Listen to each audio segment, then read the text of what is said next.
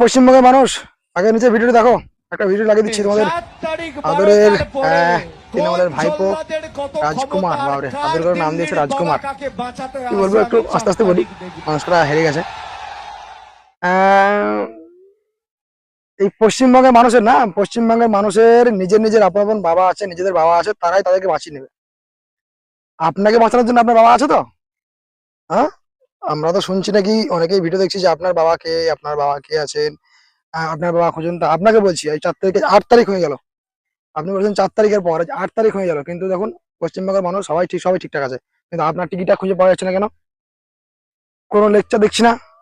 অমিত শাহ, দিল্লির গুন্ডা, দিল্লির কোন বাপ, দিল্লির বাপ কেন লাগবে? পশ্চিমবঙ্গের মানুষের নিজে নিজে সব আপনার নিজেদের নিজেদের বাপ আছে, তাদের তাদের বাপের কাছে, তাদের বাপ তারা ঠিক বাঁচিয়ে দেবে। কিন্তু আপনার বাপকে বলুন আপনাকে যেন বাঁচায় এবার।